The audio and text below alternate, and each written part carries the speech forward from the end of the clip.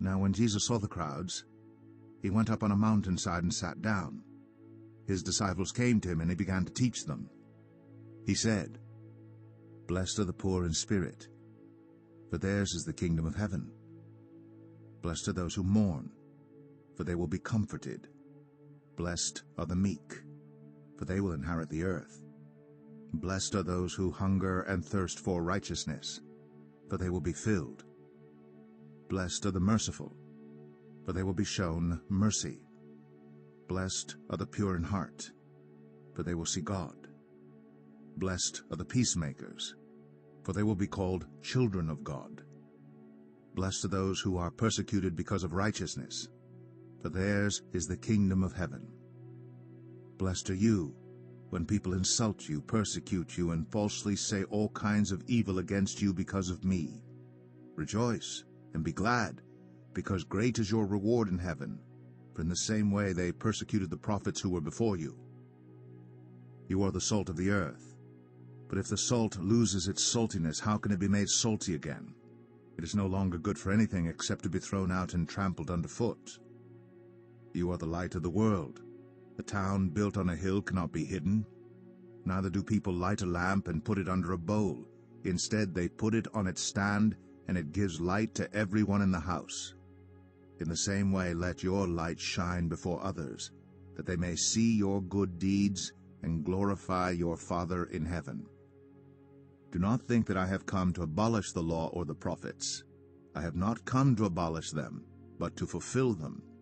For truly I tell you, until heaven and earth disappear, not the smallest letter, not the least stroke of a pen, will by any means disappear from the law until everything is accomplished. Therefore, anyone who sets aside one of the least of these commands and teaches others accordingly will be called least in the kingdom of heaven. But whoever practices and teaches these commands will be called great in the kingdom of heaven.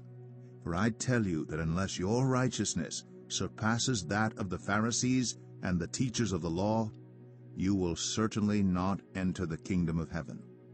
You have heard that it was said to the people long ago, 'You shall not murder, and anyone who murders will be subject to judgment.'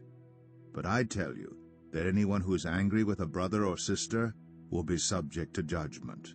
Again, anyone who says to a brother or sister, 'Raka,' is answerable to the court, and anyone who says, 'You fool,' will be in danger of the fire of hell.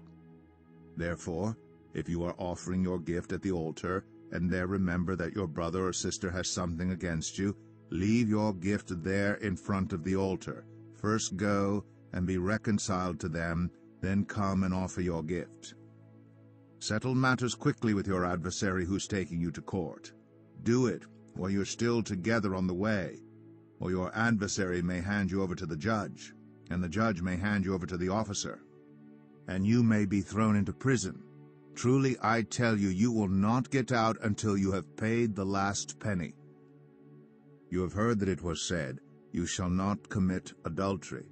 But I tell you that anyone who looks at a woman lustfully has already committed adultery with her in his heart. If your right eye causes you to stumble, gouge it out and throw it away. It is better for you to lose one part of your body than for your whole body to be thrown into hell. And if your right hand causes you to stumble, cut it off and throw it away. It is better for you to lose one part of your body than for your whole body to go into hell. It has been said, 'Anyone who divorces his wife must give her a certificate of divorce.' But I tell you that anyone who divorces his wife, except for sexual immorality, makes her the victim of adultery, and anyone who marries a divorced woman commits adultery. Again you have heard that it was said to the people long ago, 'Do not break your oath, but fulfill to the Lord the vows you have made.' But I tell you, do not swear an oath at all, either by heaven, for it is God's throne, or by the earth, for it is his footstool, or by Jerusalem, for it is the city of the great King. And do not swear by your head, for you cannot make even one hair white or black. All you need to say is simply yes or no. Anything beyond this comes from the evil one. You have heard that it was said, 'Eye for eye and tooth for tooth.' But I tell you, do not resist an evil person.